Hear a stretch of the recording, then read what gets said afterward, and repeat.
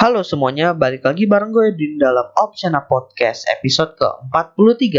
Di episode 43 kali ini gue bakal bahas 5 trik untuk mencuri customer milik kompetitor kalian. Bagaimana pembahasannya? Stay tune di Opsiana Podcast setelah opening berikut ini.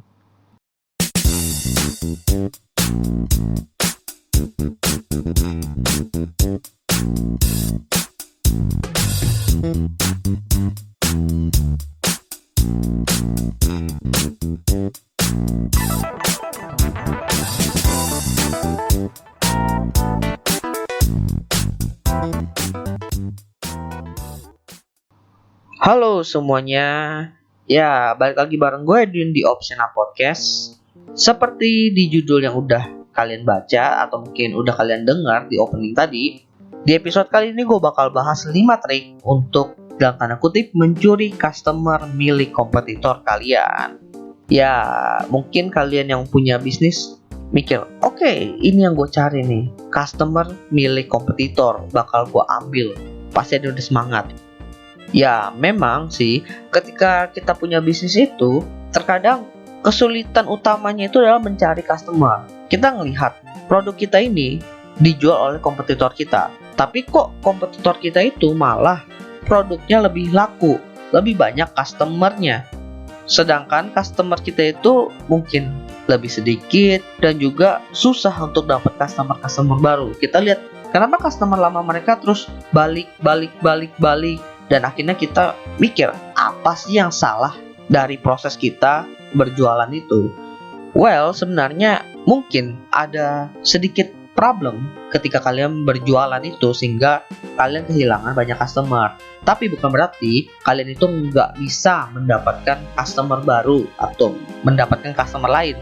Makanya gue akan sharing nih beberapa trik untuk mendapatkan customer, di mana sebenarnya customer ini bisa juga mencakup customer yang baru, tapi lebih attracted kepada customer yang mungkin udah pernah beli produk yang serupa daripada kompetitor kalian, di mana mungkin mereka udah punya product knowledge, mereka udah punya experience, cuma mereka akan menjadi lebih tertarik menggunakan produk tersebut, produk yang sama atau mungkin serupa, tapi vendornya itu dari kalian. Oke, jadi inilah 5 trik mencuri customer dari kompetitor kalian ala Opsiana Podcast. Yang pertama, permainan harga. Kalau ngomongin soal permainan harga, trik ini merupakan trik yang paling mudah dan juga paling sering digunakan oleh semua bisnis di seluruh dunia. Karena permainan harga ini bisa dikatakan kita lah yang punya kontrol full atas harga produk yang kita jual. Disitulah kita bermain. Gue sendiri juga pernah menggunakan trik ini, tapi secara personal gue nggak suka dengan trik ini. Alasan pertamanya yang pasti karena dengan menggunakan trik ini keuntungan yang gue dapat lebih sedikit. Tapi alasan yang paling membekas di dalam pikiran gue itu adalah ketika lu bermain permainan harga, persaingan lu dengan kompetitor lu makin lama makin tidak sehat. Meskipun attractive, tapi sangat tidak sehat apabila kalian meneruskan permainan trik harga ini dalam kurun waktu yang berkepanjangan. Selain karena tidak sehat kalau diterapkan dalam kurun waktu yang panjang, bisa dibilang permainan harga ini sangat mirip dengan passing bola. Artinya, bisa saja kalian itu produknya ketika murah orang lari kepada kalian, tapi kompetitor kalian membuat harganya lebih murah, pergi lagi ke kompetitor kalian, muncul vendor baru dengan harga lebih murah, kabur lagi ke vendornya. Artinya sangat tidak memungkinkan untuk customer terus bertahan apabila produk yang kita jual itu bukanlah yang paling murah. Contoh yang paling nyata yang mungkin ada di sekitar kita adalah persaingan harga antara Grab dan Gojek. Ini semua orang pasti tahu di mana tarif yang ditawarkan Gojek dan Grab itu bisa dibilang udah panjang persaingannya. Kadang Grab itu lebih murah, kadang Gojek lebih murah. Akhirnya apa? Akhirnya kalian bisa lihat sendiri dampaknya. Dari segi drivernya banyak yang tertekan karena tarif yang ditawarkan oleh kedua vendor itu makin lama makin ditekan. Lalu dari pemerintah sendiri akhirnya malah ikut turun tangan netapin tarif bagian atas atau tarif bawah untuk kedua vendor ini. Masalahnya panjang sampai sekarang kan. Bukan berarti trik ini jelek, Cuma trik ini cocok digunakan ketika kalian baru mulai bisnis kalian, di mana kalian akan mendapatkan attraction dari customer yang baru atau mungkin customer milik kompetitor kalian, sehingga mereka itu tahu bahwa kalian menjual produk yang sama atau serupa dengan harga yang lebih murah. Seperti itu. Trik kedua adalah menggunakan advertisement atau promotion yang bisa kalian gunakan melalui beberapa platform atau media lainnya. Sebenarnya ini masuk ke dalam bagian marketing, tapi cukup powerful untuk menggait customer milik kompetitor kalian. Jadi ketika kalian pasang iklan, artinya kalian ingin mempromosikan produk kalian atau mungkin brand kalian kepada customer. Kalau bicara soal iklan ya, sekarang ini iklan itu sangat berhubungan dengan platform-platform digital. Misalnya kayak Facebook, Instagram, yang sosmed, YouTube. Karena kan dari mereka itu juga ngeluarin platform advertisingnya sendiri. Misalnya Facebook Ads udah nyatu sama Instagram Ads, YouTube Ads. Terus itu Google juga ada Google AdWords. Terus itu Google AdSense dan masih banyak lagi. Tinggal yang cocok mana sama bisnis kita itu tergantung kitanya sendiri sih. Kadang-kadang ada yang bisa pakai Facebook Ads, tapi ada juga yang udah pakai Facebook Ads tapi nggak jalan-jalan. Nah itu benar-benar harus dicoba sih. Kemudian promosi. Kalau ngomong soal promosi itu ya berhubungan lah dengan orang lain, entah itu dari customer kita yang lama atau mungkin orang-orang yang sebenarnya nggak ada hubungannya dengan bisnis kita, tapi kita minta tolong untuk promosiin.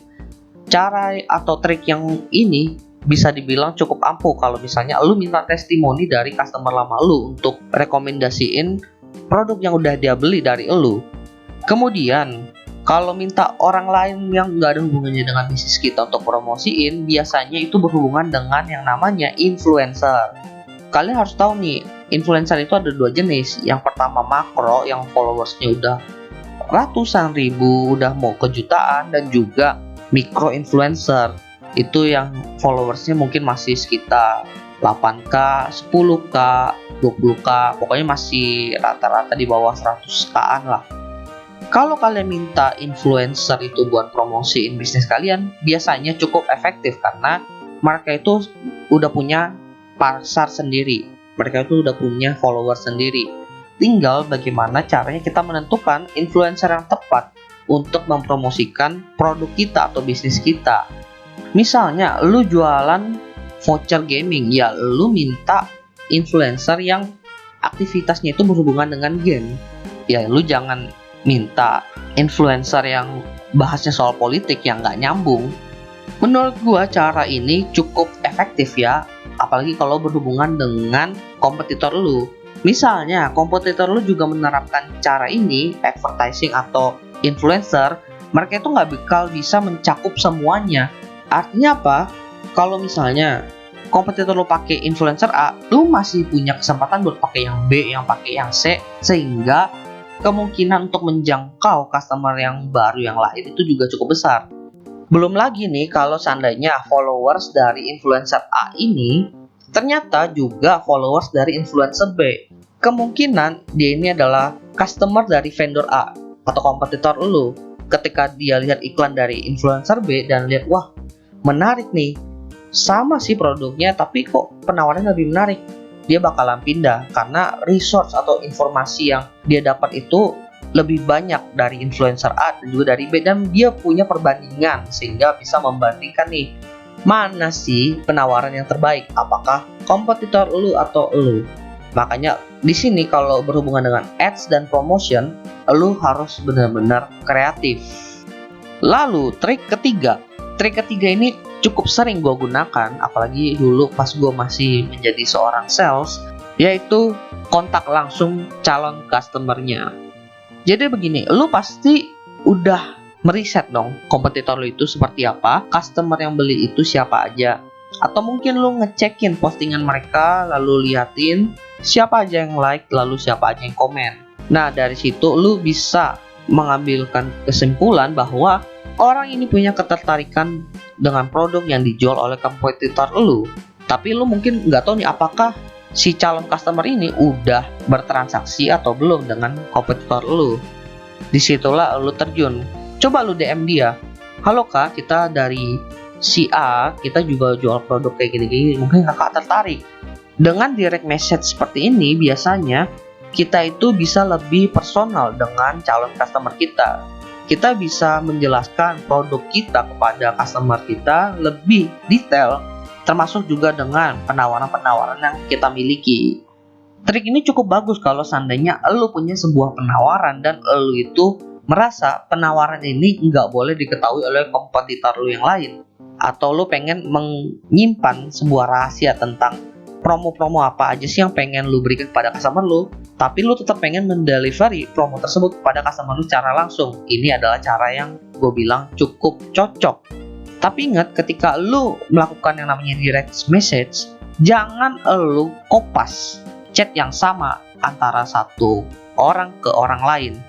Anggap aja orang yang lu chat ini adalah teman sebaya lu, dimana lu ngechatnya dengan menyapa dulu, kemudian sampein maksud lu, lalu lu tahu dari mana, kayak gitu-gitu aja, kayak lu anggap kenalan dengan orang lain, lu pengen lebih dekat dengan dia. Karena gue sering banget tuh dapet DM dari orang-orang yang jualan, dia itu langsung kopas sebuah paragraf yang panjang banget, dan itu bener-bener bikin gue kesel. Masalahnya kayak nggak ada tujuannya gitu loh. Lu mau jualan apa? Enggak sih, kesel gue ngelihatnya. Udah gitu nggak sesuai target, karena gue ngeliat gue lagi nggak butuh ginian. Kok lu nawarin gue ginian? Seperti itu. Kalau lu DM setelah lu ngeliat komentar dia di postingan kompetitor kalian, setidaknya kalian punya alasan untuk ngechat orang tersebut, karena dia sempat nanya dan mungkin dia tertarik, tapi penawarannya dari kompetitor kita itu belum cocok. Next, trik keempat adalah partnership. Jadi ketika kalian nggak mungkin atau nggak punya kemampuan untuk melawan kompetitor kalian, dan carilah tambahan tenaga. Tambahan tenaga itu biasanya bisa kalian dapatkan dengan yang namanya partnership. Jadi kalian kerjasama dengan vendor lain atau orang lain. Jadi dari pengalaman gua dan juga teman-teman gua, biasanya lu bisa melakukan partnership dengan brand-brand yang sudah ada namanya, sehingga kalian itu menjual bukan cuma produk kalian, tapi juga produk dari brand-brand ternama. Plusnya adalah karena brand itu udah punya nama, kalian akan lebih mudah menjualnya, dan orang lebih percaya dengan produk-produk yang kalian jual. Toh udah brand kok dari suppliernya si A nih, dan juga brandnya udah oke, udah lama lah.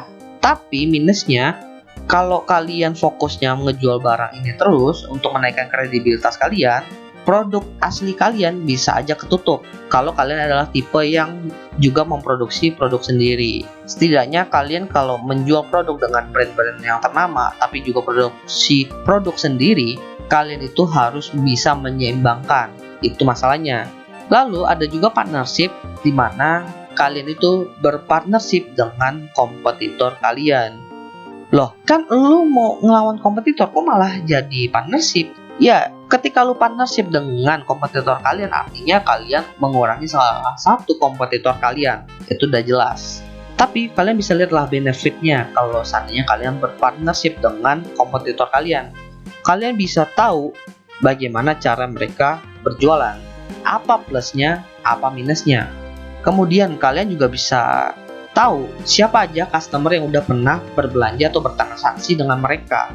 Pokoknya kalian udah bisa ngebaca deh kompetitor-kompetitor kalian itu dari A sampai M lah misalnya, nggak sampai Z. Karena nggak mungkin lah mereka itu ngebuka semua rahasianya kepada kalian yang bukan orang dalam.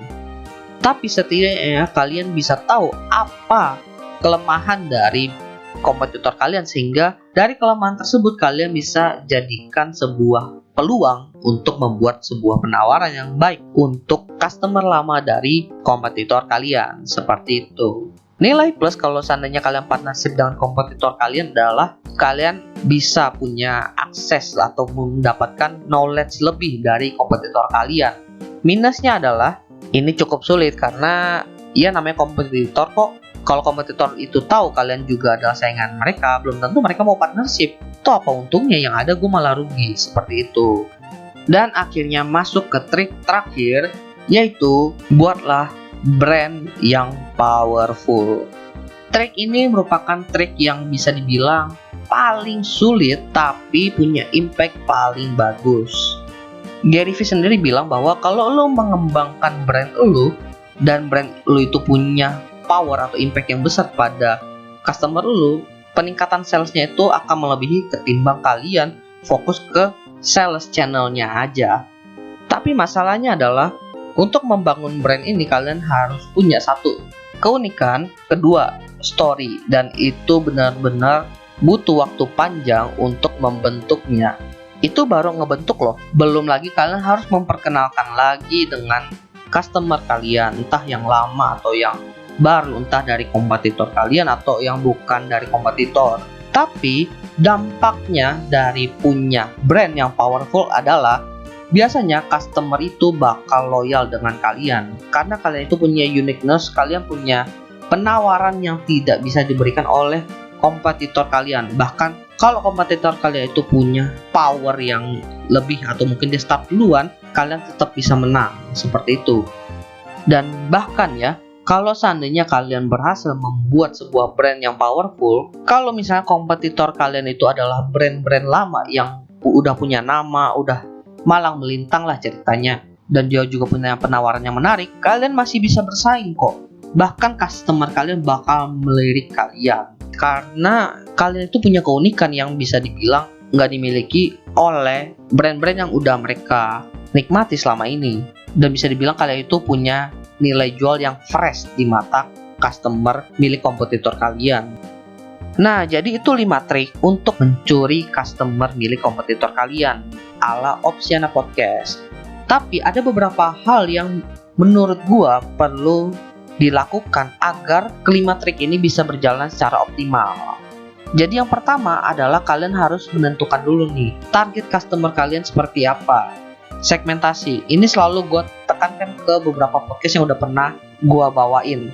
Tujuannya targeting atau segmentasi ini adalah agar kalian itu bisa tertarget loh. Kalian tahu customer yang ingin kalian dapatkan itu seperti apa. Mungkin kompetitor kalian itu udah lama sehingga customer mereka itu beragam, entah dia itu dari daerah A, dari daerah B, punya sifat A, sifat B. Pokoknya mereka itu udah general lah cakupannya. Disitulah ketika kalian segmentasi, kalian tahu nih kalian pengen ngambil bagian mana, tenaga kalian itu untuk mencuri customer tersebut lebih sedikit karena kalian lebih fokus untuk mengambil daerah yang ini aja gitu. Ketimbang kalian itu fokus mengambil customer secara general, takutnya iklan kalian itu malah jadi nggak fokus, atau advertising kalian atau promosi kalian jadi nggak fokus, sehingga bukannya efektif malah jatuhnya buang-buang duit aja, customer yang datang itu juga sedikit. Lalu yang kedua, setelah kalian udah menargetkan atau udah melakukan segmentasi, kalian fokus ke value kalian. Jangan berbalik atau menengok kepada kompetitor kalian, karena kebanyakan nih orang yang punya bisnis itu mereka berpikir bahwa kok saingan gue ini lebih laku daripada gue, saingan gue caranya begini, apa gue tiru aja ya. Lu jadi bakal lebih menghabiskan banyak tenaga kalian cuma buat ngelihat action-action yang dilakukan oleh kompetitor kalian. Cukup fokus kepada penawaran-penawaran yang kalian berikan kepada customer kalian atau calon customer kalian, dan improvisasilah di sana. Dengan begitu kalian bisa mengembangkan bisnis kalian itu lebih jauh tanpa perlu memikirkan kompetitor kalian. Toh kalau memang penawaran kalian itu menarik, pasti banyak banget customer yang bakal nyamperin kalian. Itu bagaimana caranya? Ya melalui pengembangan. Pasti penawaran pertama itu kurang, tapi kalian kembangin jadi agak bagus, mulai bagus, lalu akhirnya jadi yang paling terbaik. Seperti itu. Dan tips terakhir adalah terus belajar, karena mungkin yang gue sebutan itu cuma 5 trik, tapi masih banyak banget trik-trik yang efektif untuk mendapatkan customer, entah itu dari kompetitor lo atau mungkin customer baru. Belum lagi dengan kalian belajar, trik-trik yang gue sebutin itu masih bisa dikembangkan, dan juga penerapannya itu bisa di berbagai macam situasi dan kondisi. Makanya teruslah belajar dan kembangkanlah pemikiran kalian atau strategi kalian untuk perkembangan bisnis kalian. Well, gua rasa itu aja sih yang pengen gue sharing di Opsiana Podcast episode 43 kali ini. Semoga bermanfaat. Dan kalau buat kalian ini cukup membantu, mungkin bisa kalian bantu share pada teman-teman kalian. Jangan lupa follow Instagram Opsiana di @opsianamedia dan juga dengarkan Opsiana Podcast hanya di platform kesayangan kalian seperti di Spotify, Apple Podcast, dan Anchor. Jadi opsi ada di tangan kalian. Perpindahan customer dari vendor A ke vendor B merupakan hal yang biasa dalam dunia bisnis. Jadi bersiaplah saja kepada kalian yang punya bisnis karena bisa saja hari ini customer milik kalian, besok bukan milik kalian. Sekian dari gue Edwin Opsiana Podcast. Thank you.